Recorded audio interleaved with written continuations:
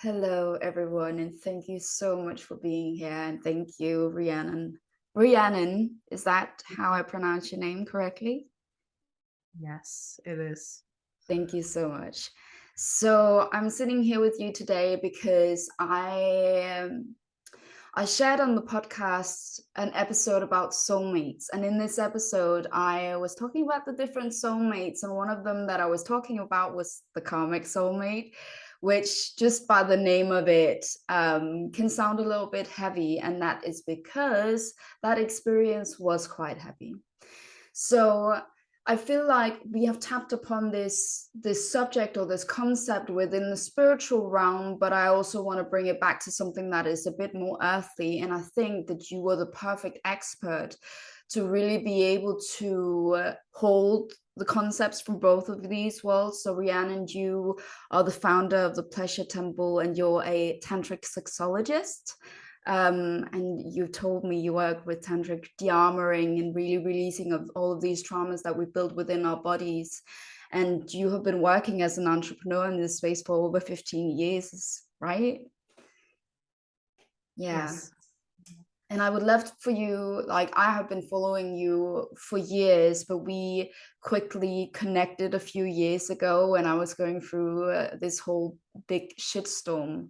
But I've only experienced that from my own point of view and what I went through at the time. So could you put some words in how that was for you and what you were experiencing at the same time? Ooh, that's let's see if I can even go back there. I don't know if I can, Yeah. but yeah, I think I have been so used to actually being very safe on social media, expressing myself fully, freely. Yeah. I've never experienced any attack or cut off. Hmm. So that was in a way the first meeting that we had where we experienced like a full on A social media trauma together. social media trauma together. Yeah. And I've actually not told about this in podcast, so I'm just gonna quickly tell the audience what happened. So it was when I was highly pregnant, and it was just when Corona happened.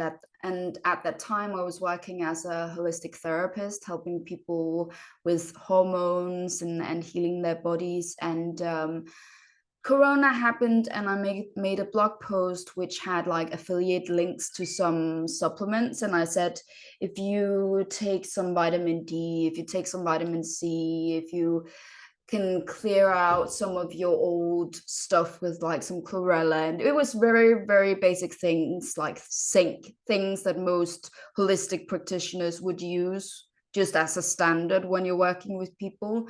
And I said, you can use some of these things. And then I had some link to some research articles, whereas one of them was a research article that was researching the benefits of taking vitamin C if you're in a cancer process.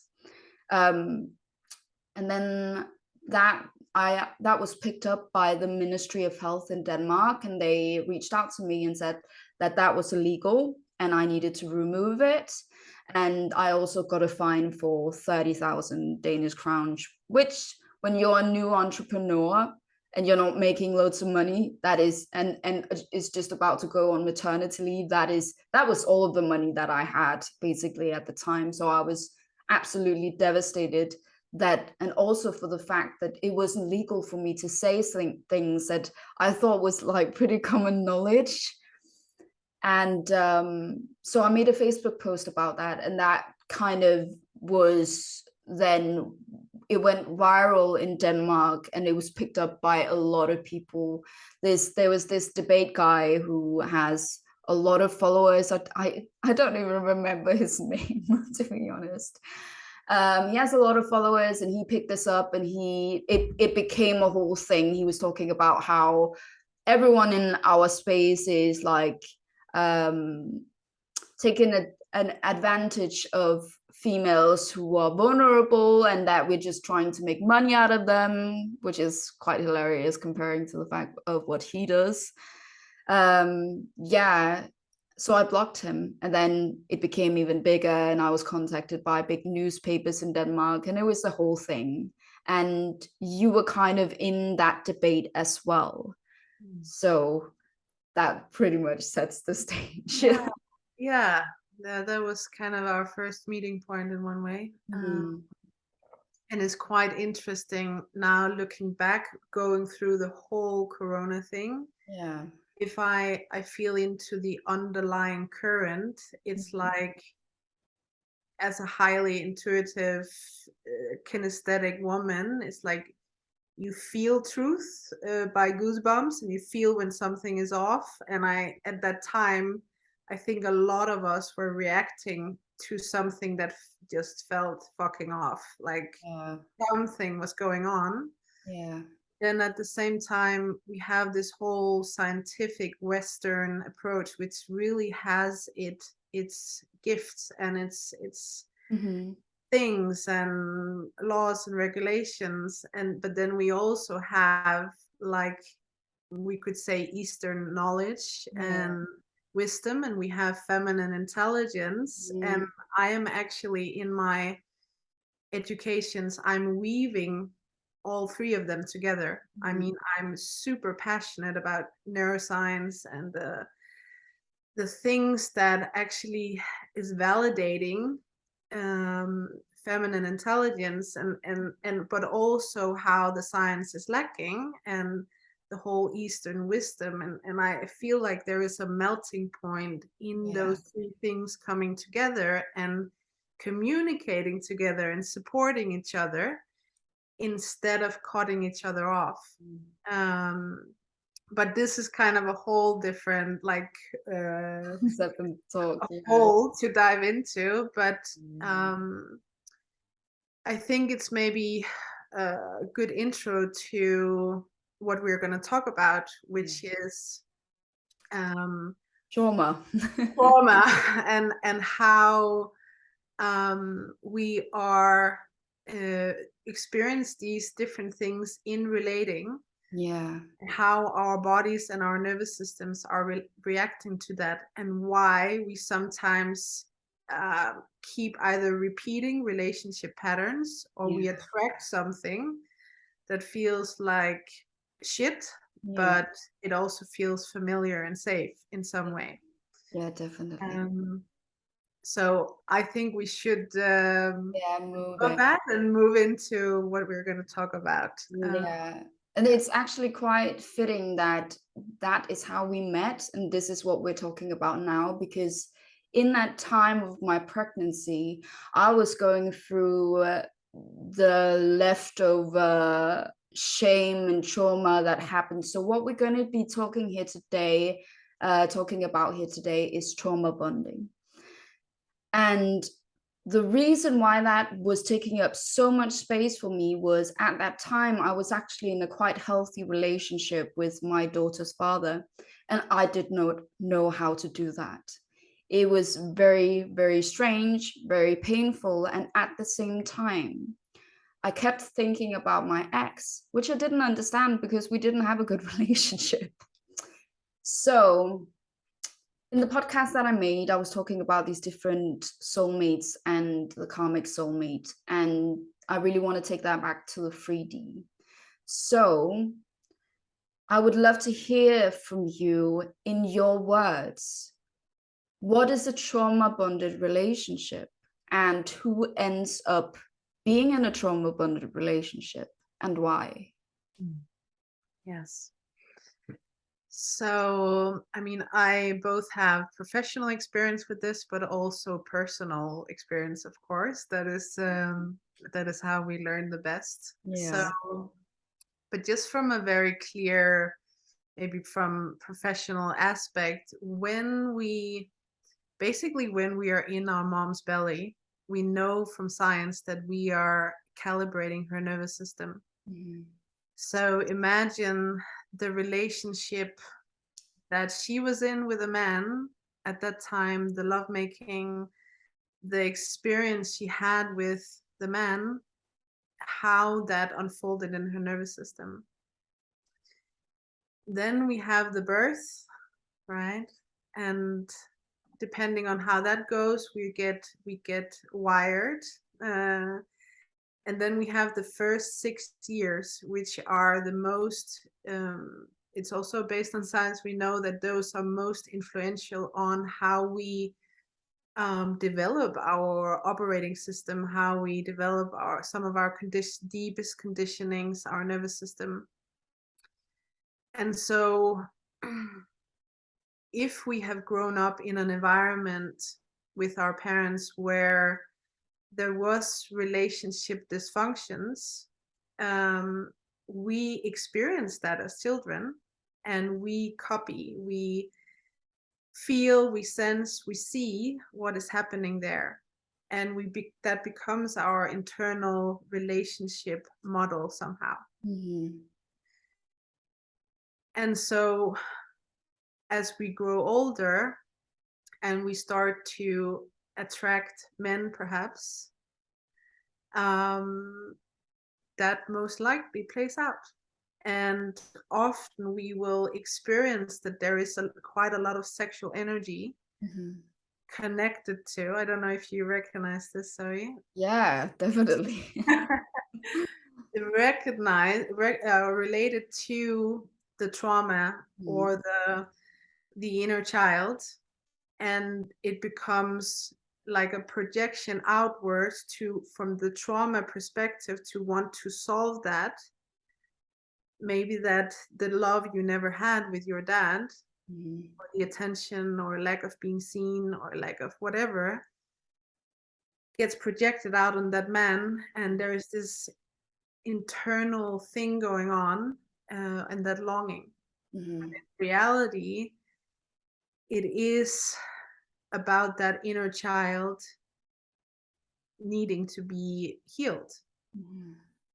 For me, it was my dad. He was unfaithful to my mom, and I would then start attracting men in my life where there was abandonment, where there was emotional abandonment, eventually having a couple of men cheat on me. And those types of men who had that, where I felt the abandonment, it was like, that was just such a turn on, because I couldn't fully get them, and I had all these mechanisms try to keep them in to not experience the hurt of abandonment again. So I developed all these different strategies to try and hold on to them, to not experience that pain of abandonment, but it still happened. And it was not until I fucking worked with the core wound deeply that I was able to really rewire it. So that's in a way the next talk, into how to do that. But I think there is a little bit more meat here on the actual trauma bonding and what happens. I think we need to go a bit more in there before we.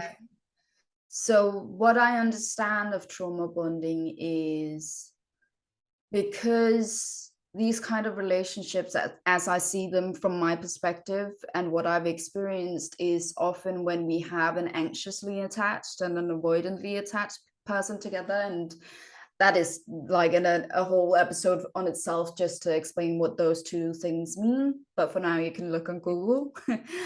And what is very interesting about those two parties is when they get into a relationship, because both of them are kind of in a lack of love within themselves, they are one up than normal people. So both of them in the initial stages of a relationship are very passionate, are very loving, giving each other all of the attention, all of the love that both of them need in order for them to feel safe and seen and heard, and they feel like this person sees them in a way that they've never experienced and probably never has experienced before.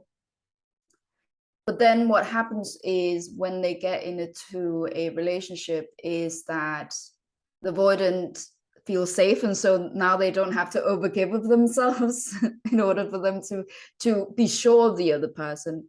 But the anxiously attached still needs that overgiving to feel safe and seen, and so they start coming into this dance of intermittent reinforcement.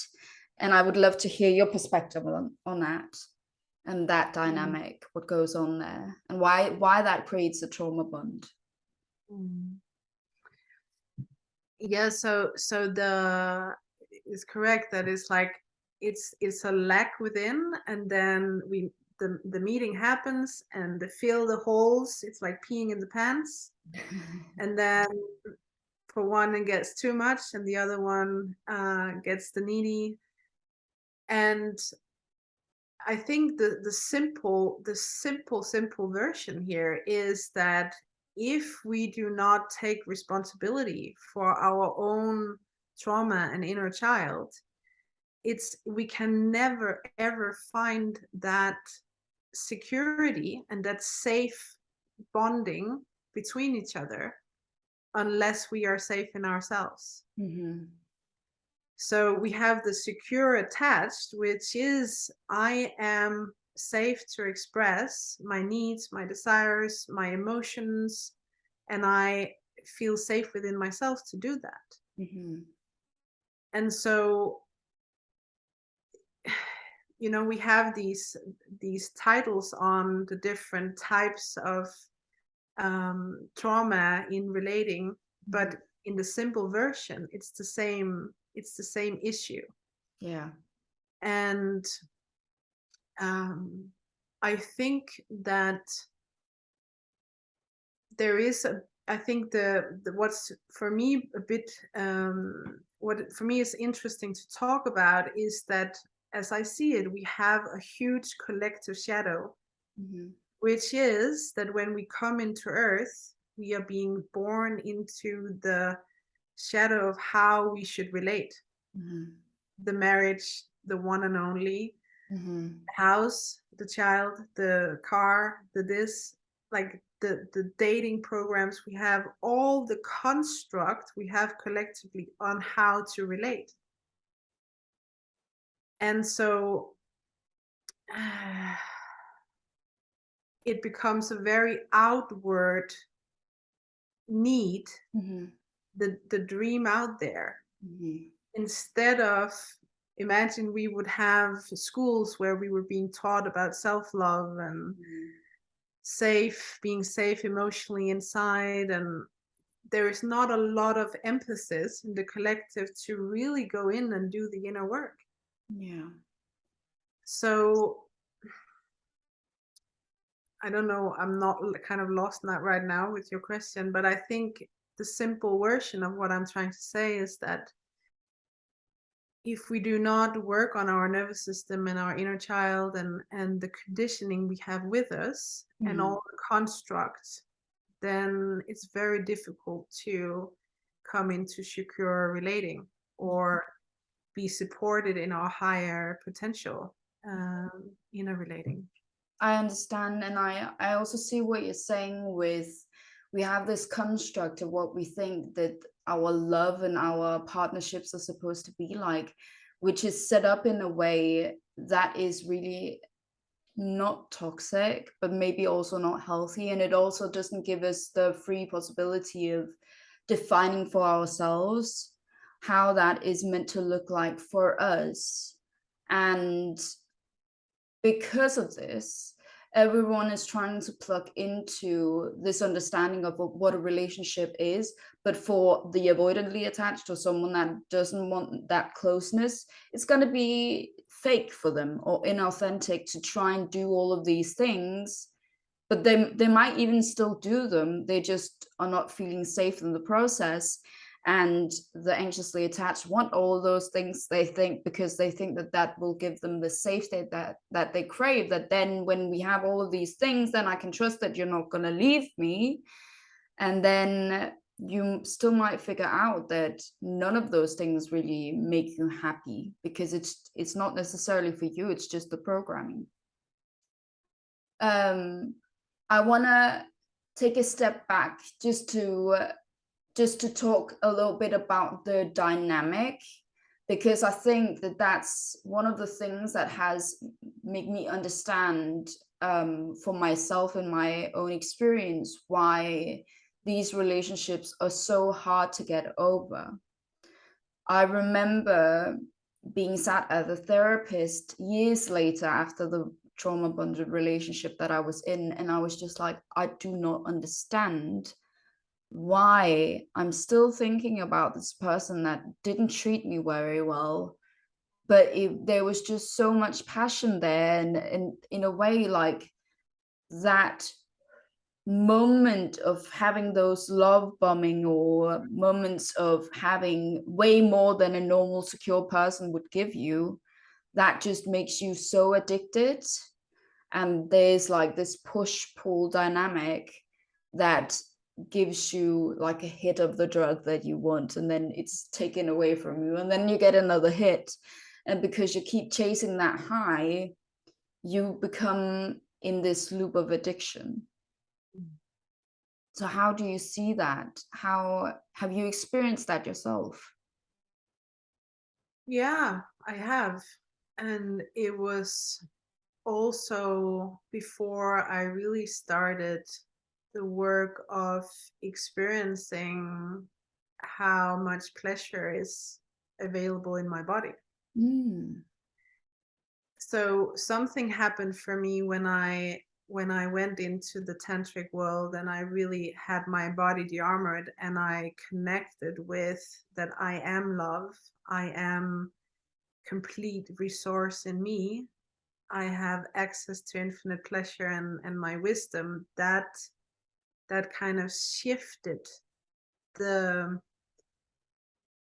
that thing. Yeah. So it's only because we think that I'm lacking, Mm. that dynamic can happen. If I am in a separated state of I am not whole, or I am not loving myself, or then it becomes very addictive to get that from the outside. And I know that feeling really Yeah. well. But I think that is the if we take it micro and macro, it's also Yeah. our disconnection from nature, right? It's like, it's how open and sensitive can we return to become to her, to nature, to source. And so yeah. Mm. Mm. Yeah, I almost don't know how to respond into that thing that you're Yeah. asking, because um, of course we are surviving because we need relationships, we need to be loved, we need kinesthetic touch. It is also our nature. Mm. We need that. We need to feel seen, loved, met. It's a part of our survival. Yeah. However, if that comes too externalized, Yeah. right? It's Definitely. So I think I understand that you're saying that the reason why we crave that from someone else is because we think that we need to get it from outside of ourselves. So what we need to learn for us to break that spell is to learn that both we can be self-sufficient, but also that we can get it from a safe partner. exactly. But safe being the code word here. Um, And I completely understand, because I think one of the reason why I was so addicted to that relationship was because the sex was so good. Like, going back to what you said, like, because we have this trauma between us, and I've met I've actually met men recently where I've just felt that strong pull, and then I like have started to decode that as, okay, so that means we can have good sex, but I am not getting into a relationship with this person, right? So what are some of the methods that you would use working through some of this trauma? If someone comes to you and say, I have this ex that I was with 3 years ago and I just cannot get over them, although the relationship was shit. What do I do? I just can't keep living like this. What then do you do? What's the process? Yeah, so there are different things. One thing is, as we just talked about, how can I as a woman return into feeling and experiencing that I am love? How can I self-pleasure? How can I know my body and what I need, and return to that home inside? Then there is the inner child work, right? And then there is the whole trauma, more like the trauma nervous system work. Mhm. And for that, the trauma nervous system work to be rewired, what is kind of the way that I do it with my practitioners and client is that, let's say we have one experience here in our nervous system of what something is supposed to feel like. Yeah. It feels a little bit shit, but it feels safe, Yeah. right? Familiar. Yeah. For me to start being able to do something different, I can try and understand it with my head, Mm. but my subconscious and my nervous system is not communicating with my clear mind. So for me to be able to do something differently, I need to experience a different imprint in my nervous system of what something can feel like that Mm. I have maybe never in my life experienced before. Yeah. How does it feel maybe to feel fully safe to express everything that I am? How does it feel to be touched and seen in a way that completely aligns with my bodily impulse, what I need? How does it feel like that I can express every need that I have and I'm being held in presence through that, and so forth? Yeah, so that to me sounds like when you start to do some of the work, like it's really best beneficial to have a safe partner to do that work. Yes, or to have a session with Older. a body worker where you get some imprints in your nervous system of what it really feels like. Mm. Yeah. So the trauma over here, the tricky thing here is that the trauma always wants to confirm itself that it's right. Mhm. And that can be so fucking strong. Yeah. Let's say that we have a deep rooted trauma experience as a child that then creates a thought pattern. I am not loved as I am. That thought pattern and that trauma will do everything it can to confirm itself. Mhm. So, in order to do a rewiring process, that maybe that's if it's a professional space holder, it's like, how can I show up for a person and do the opposite of what that client experienced as a child? Yeah. Without, of course, relating personally, but how can I be a vessel for that imprint? And then maybe doing some inner child healing work or whatnot. And the issue, and this is maybe a different talk, but the issue, for example, in the tantra scene and with all this, or to go to a facilitator, is that the trauma wound also chooses practitioners or people where I can be confirmed in that. Oh, that's so Ah, good. Oh, wow. Yeah, I've never thought about that. But of course, like we pick partners, but of course we pick practitioners as well.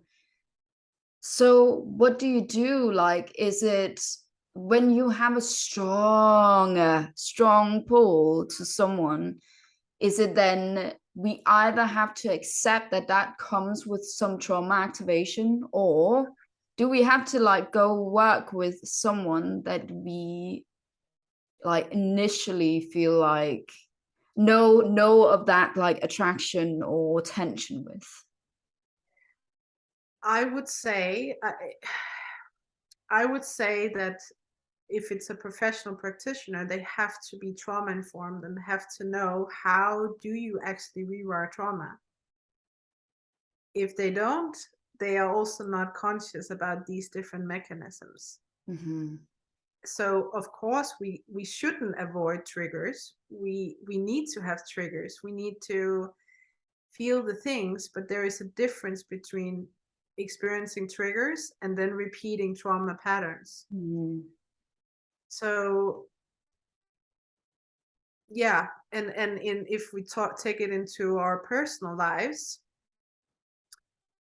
it doesn't, relationships that are moving more into safety, um they will maybe feel a little bit less sexual, but they are, it's safe to Mm-hmm. be all that I am. Yeah. And it's not like there is no triggers, but we can communicate in a way that keeps the safe relating, Yeah. and we can be on all the levels. Yeah. Yeah, that's a really interesting dynamic. I think when we have gone through trauma in childhood, that we so much want to have that feeling of love, and we think that that passion is love, so that we automatically so attracted to the people that's going to hurt us the most. And that's one of the things that I have found very difficult navigating. I have been so lucky that I have been able to choose safe partners both before and after my difficult relationships. But I can definitely see how the feeling that I have around those people are very different from the feeling of like you're just the most exciting hot thing that I could just let me lick your face kind of a thing. Like, Yeah. and so and there can also be, I've also done this myself, to if we've been really hurt in a relationship, then I'm like, fuck, I'm not gonna experience that again. So now I want something where I feel really safe. yeah, so you go very opposite, and then there's no sexual chemistry. Exactly. Yeah. So there is a different space where I have this saying that is, how can I, if I'm going beyond what I need and I relate from a place where I'm only interested in supporting someone's highest potential. I'm only interested in really intimate relating with someone who's really aligned with my values, my purpose, my path. Mhm. And there's a saying there, how can I, within my boundaries, serve this person, he or she, to his or her highest potential? Mm. Mm. Mm. Oh my God, that's so hard. It is so hard because it also takes away, I want this, I need this. It's like, how can I fucking serve this person that I am fucking deeply aligned with on a soul level, values, also earthly values? to his or her highest potential. And when I focus there, it's very interesting what I'm getting back. Yeah. Wow. That's a completely new perspective for me. I think I'm personally, I have been anxiously attached. Now I'm like, I'm dancing in between anxiously and avoidance. So I have no idea where I'm at the minute. But I'm always like, how would we be together? How would this la la la la la? But I'm never really thinking about how can I serve you. And from that point of view of being focused on how can I make you a better person? How can I show up for you? How can I be a good partner for you? You also lose some of the attachment to it has to be in this very specific kind of relationship. Because at least as an anxiously attached, you really want that relationship. And that's something that can be quite challenging, especially in the dating process, because you are so far ahead of yourself, attaching so quickly that you're not about what is best for you and what do you want, and not in do you want me, but in a I will support you because I see you and I love you for your person, and whatever you need to do for you to be happy and healthy and feel loved, this is what I'm here for, whatever shape or form that comes in. Mm. And that is actually true love to me. So that I think that there are different elements to dissect here. That when I just said, how can I serve you within my boundaries to your highest potential? It is with a fundament of loving myself, knowing my boundaries, what I need, expressing myself, but at the same time being able to be non-attached. Yeah. If we come, and I don't know if I heard you right, but if we come from that attached place, I want something, and I put myself aside, it is more, I would say, like a fawning response. I am willing to compromise my own needs and boundaries because I want that person so much. So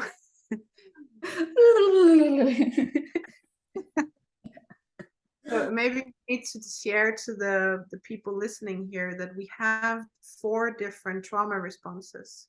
We have the fawning, which is I am over in other people and putting my needs and boundaries aside because in order for me to be accepted, I'm leaving myself to be loved.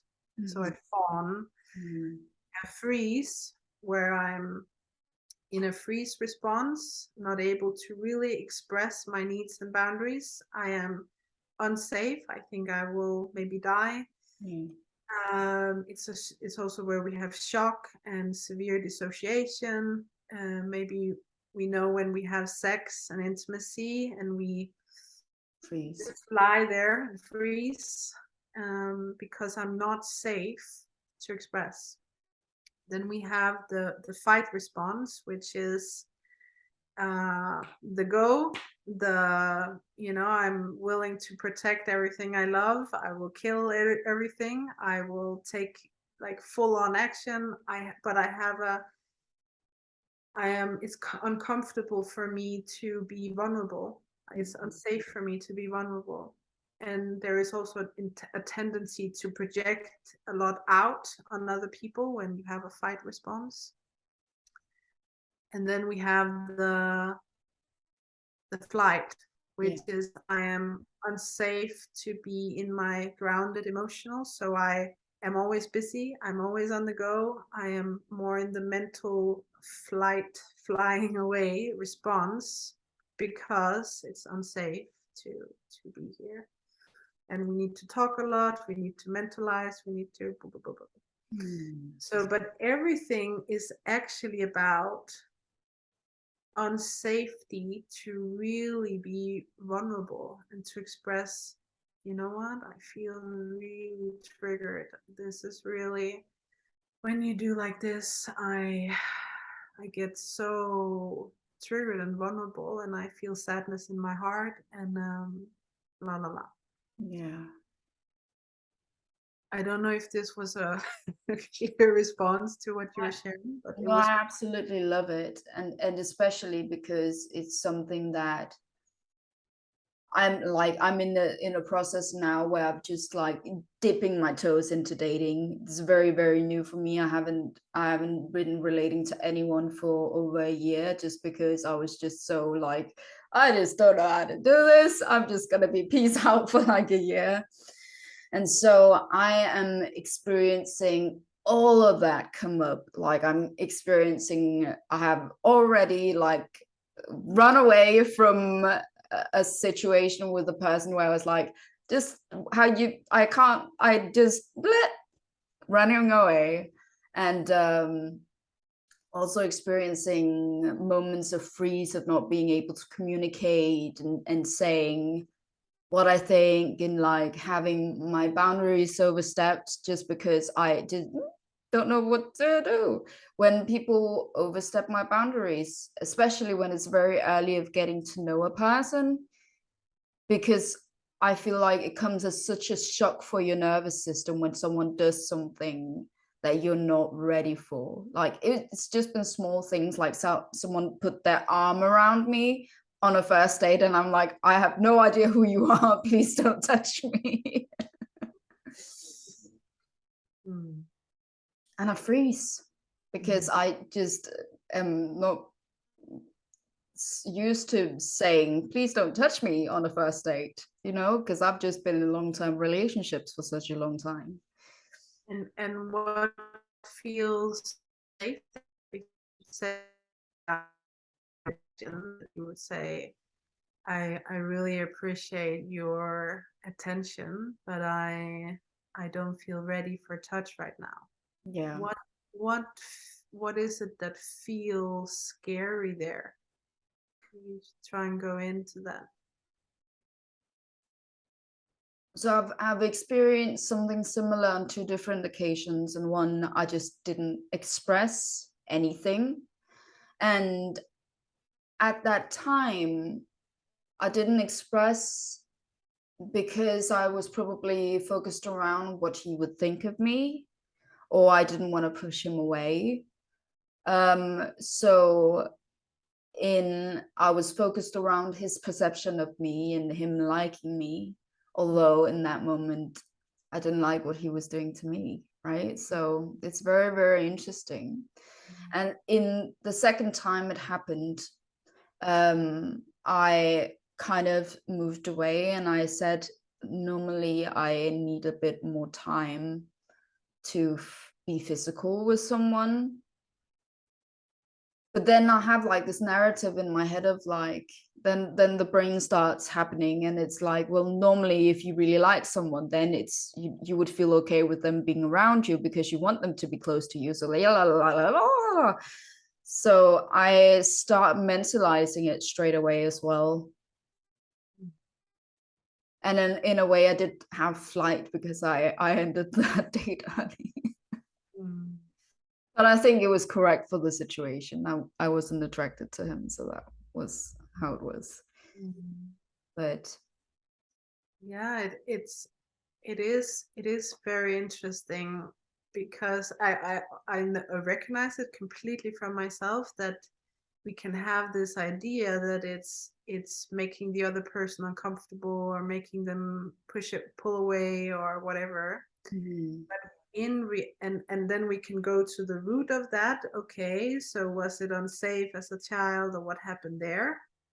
um, or did we just not learn it? I mean, a lot of us haven't had parents who were emotionally intelligent. That's just a lineage fact, right? So, but in reality, men, if we are saying things with a sweetness in our voice and with love, they fucking love when we are clear. They fucking love it because then they know how to fucking navigate us. mhm. If we are not communicating clear, it's like a mystery. Like they don't know. Yeah. And I think what I normally say is like, in that situation with the hand, it's like giving a compliment, saying, I really love your attention right now. Like, I feel you, and my body is not fully ready for touch yet. And I want to feel fully ready and safe for your touch. Yeah, that sounds very sexy. So, yeah, so when we can say things like that, Hmm. instead of don't touch me, Yeah. it's a completely different reaction we will get. Yeah. It's like, I I deeply desire you to open me. I fucking want to fully open to you. But for my body to do that, I need it to be slow, and I would love some massage on my thighs to just relax a little bit more before I can really open. So, Yeah, and you can feel how your body almost relaxes just thinking about being able to say that out loud. And I think that's the thing with doing these things, is it can only feel comfortable and it can only be safe and feel safe for you to do that when you practice this with other people. Because what I've found is I felt like I had worked on myself a lot. I felt very confident that I was able to navigate those kind of situations. But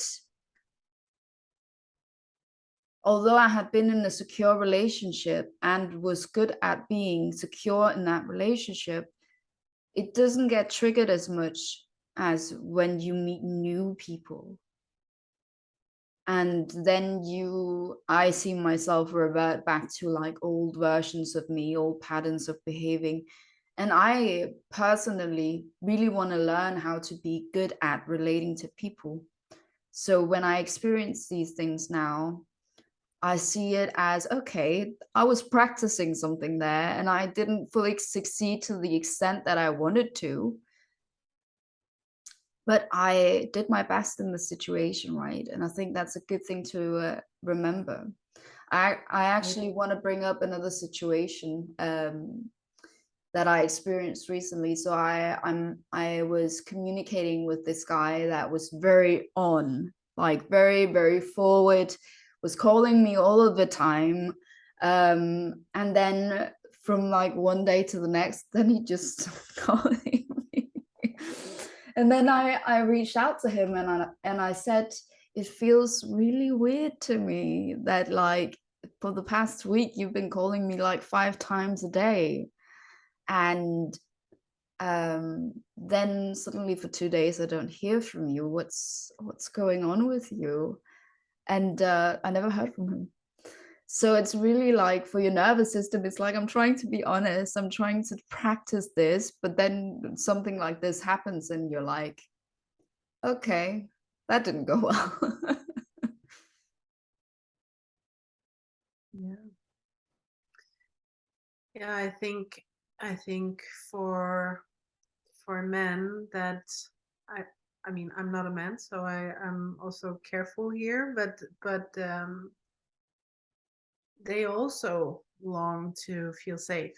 They also long to feel like they can be the man or the king or be uh so it sounds like that he was in some sort of pattern of of trying to get some security, and you were not ready to give him that, because it was so full on. Yeah. So men have the same things going on, and cutting a little bit there. So of course it's a two-way street, right? To navigate. Yeah. Yeah, it's really, really interesting whenever we're dealing with other people because it brings up all of the old things that we haven't dealt with yet. Mm. So, I mean, you bring so much wisdom to this space and all of the things that you talk about. I'm just like, how she communicates. This is how I want to do. Like, how can you teach me how to do this? What is your process? Do you have any courses? What do you do? Mm.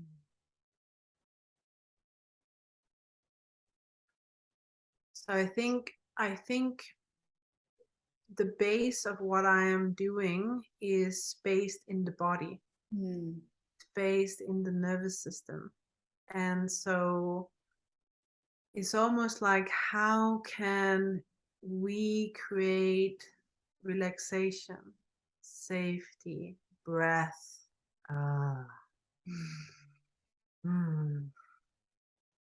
How can we sink in even deeper and try and just communicate from the body what happens in my body as I am here with you. There are some beautiful practices where it can be like a practice as a fundament for maybe faster communication, but it's like breathing together and just like so. So when I am sitting here with you right now, I am really enjoying our conversation, and I am really enjoying how honest you are, how authentic you are. And I feel a deeper relaxation in my body as I just say that, Hmm. and that I allow myself right now to go here with you. I feel how my breath is getting deeper, and I can feel there's we are both quite strong women, and as we move here, there is a vulnerability that can open. I feel it coming slowly, and I would love to be safe with you there. I feel so much like when I hear you say those things, I'm almost like falling in love with you. And yeah, it's just really making me feel like, oh, I feel so connected. Mm. I completely understand the powerfulness of showing up from that space, of actually being completely present, just allowing for everything that is in the moment. Mm. So when so the dialogue here. So when I hear you say that, if you should say, when I hear you say that, what happens in your body? When I hear you say that, I feel like my heart is very grounded, like it's very calm, it's not pounding hard. I feel like I can breathe. I feel like my entire body is connected. I feel it's this is like my own perception and judgment that comes up, but I feel it very much in my pussy when I'm really present. So some shame comes up around that, where it's like, but that's actually how I feel like I'm connected. It's like I'm connected all the way up, right? And it feels very good. Mm. So when I just heard you say that, I had this like goosebumps go all over my skull and in my neck, and I have some burping, and my jaw starts to open, and I feel we are rooting here together. I also feel my pussy, and I'm Here with you, with every fucking thing that I am. Ah, so an access point of communication is to practice to sink into this. And just like I notice when you're doing this, this is happening in my body. Mm. And then just take it from there. And it's of course there is a practice of deep listening and being able to, when someone is sharing, to be able to feel a person's unique constellation and timeline and just hear and listen. Who are they? Where are they coming from? What is this about? And not sitting with my own stuff, but really listening. Yeah. And there to communicate. And then when I am sharing, that person can hopefully do the same thing, so we can really feel and listen together And be present. yeah. So that's one layer, and then the other one is this like more somatic to dialogue from.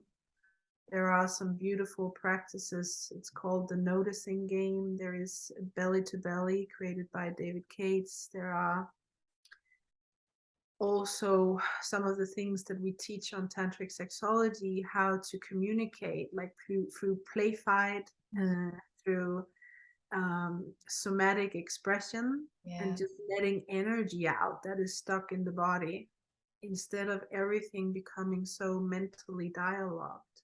Yeah. I think that is part of our disconnect. We are so close to nature and animals biologically, but we are forgetting the all the impulses and all the expressions that we have available. So how can we play there more in our relationships? I think both from the trauma perspective, but also from the safe perspective, like how can we continue to circulate and be in our bodies and express and feel from there. I noticed that I get so curious about, I wonder, I think that you teach like tantric sexology to people that want to be practitioners too, right? When people decide to go down that path, what, like, how much do they need to know about this space already to go into it? Because that's something that I've thought quite a lot about. Like, I really want to learn how to do this, not necessarily like, okay, so I'm going to be a sexologist and teach this to other people, but I want to know the process to teach myself. Yeah. Yeah, so our kind of access point is that you have to have some experience with working with clients and people. But for you to say, I'm sure I want to be a tantric sexologist, it's not needed. The way that I am doing everything is that I want people to be in their unique alignment, whatever that looks like. And some people are using this to resource into some other things, which is totally fine. So if everyone, because we are doing, we say this is an embodiment education, because you need to embody before you can actually hold space. So that is the fundament. And there is a personal line and there's a professional line, but what your exact professional line is going to look like, it's not so important. But there has to be a passion, there has to be a full-on like purpose somehow, that you have a sensing it's something to do with this, but the clarity doesn't fully have to be there. So I've had a lot of things come up around this sexual work and within like love and connection. And I have been looking into many different paths to go down that road, like normal sexologist, also looked at some ISTA courses as well. So I would love to hear more, just some quick notes if people want to know how to work with you and the educations that you have. Where do people go to find you, and what are the kind of offerings that you have? Mm. Yeah, so right now it's possible to sign up for our tantric sexology group number 2, which starts in March. Oh, exciting. We are already half full, so Oh, it's yeah. If you want that, that is now, kind of before first I of think we need to have a conversation about that then. yeah. Yeah. Uh, yeah, it's I mean, there's a lot to say about that, and I just come from a supervision with the tantric sexologist, and I'm like on fire. We are looking into create something for the youth Mhm. um, together, and so there's a lot of amazing things going on there.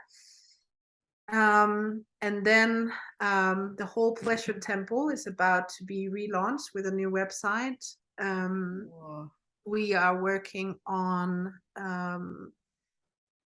if you want to work with tantric yarmering as a body worker, or you want to facilitate embodiment work as a professional, those are the trainings where you learn to fully rewire the nervous system, clear trauma, how to activate life force, how to work with embodiment as a professional practitioner. And of course, you go through the whole process yourself.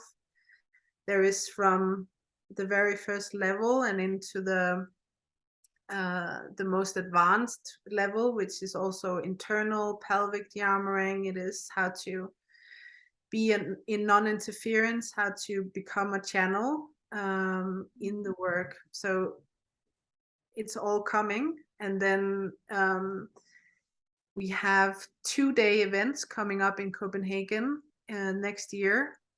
There's going to be one for New Year. There's going to be, maybe I shouldn't disguise all this, but you can come and you can come together with 50, 60 women, and we dive into rewiring the nervous system. We dive into pleasure. We dive into all the things that you only otherwise get on the trainings. We have a retreat coming up for next year about female sexuality. So as soon as the new website comes up, there is going to be and then I'm working on I want to for next year create a mastermind for female leaders where we combined business and sexuality I love. together. um Fucking go into pleasure and open our portals so that and from an embodied place. Yeah, that is so important. I've done the work with business coaching for quite a while now, and one of the things that I really felt like was lacking is that it just becomes way up here, and it's just so much in strategy and in the masculine space. Even when, like, I've worked with a lot of business coaches that is like so spiritual, and then when you get into it, it is all of it is so masculine even still. So I think that it's so important to have a space where it's really grounded into feminine energy and sexuality and pleasure, Yeah, because running a business for a lady can quickly become into something that's not serving you, I think. yeah, it very quickly, and it is a massive challenge, right? To Because of course the masculine structures are important to hold the feminine, Yeah. but it's like how to actually do that. And I feel like the if we are really to stay true with our cycle, if Mhm. we are utilizing the portal that we are of downloading and feeling, okay, this is what's coming through me, this is what I want to birth, Mhm. we actually need to be quite spacious. Yeah. to fully feel and sense, and how to actually do that with a business, it is a massive puzzle. And yeah, it's a very interesting puzzle. But I think it's very important that we, as you say, cut the illusions Yeah. to amass the masculine paradigm, and really discover and investigate together, how can we really do this from a feminine perspective. It's not something that there is one like answer to. It's something I think we are discovering into, and to be humble about that. And a big piece for that for me is the body work, the pleasure, the ability to complete surrender, and to have our body and consciousness open to receive. And in that non-interference, things can start to happen more by itself. But it doesn't mean that I don't have structures and stuff, but it means that I am maybe collapsing time a bit more, because I am not in a constant do or fear, but I am an open. Yeah. And we kind of need also some structures for you to have a feeling of safety, so you feel financially safe for you to express your creativity. So it is such an interesting road to go down into. So I'm so excited to see what you're going to do with that, because I think that work is so important. And I think we need to have a chat about that that education. So we have to find another time for that. But I just want to say thank you so much. I knew that this talk would like have its own life and decide to go exactly where it needed to go for today. So I'm very excited about all of the things that we talked about. And I would love to have you back at another time. I'm sure that we can find a lot of interesting things to talk about. Yes, thank you so much. Sorry for inviting me. It was a pleasure to communicate with you. Thank you. Yeah. Thank you so much.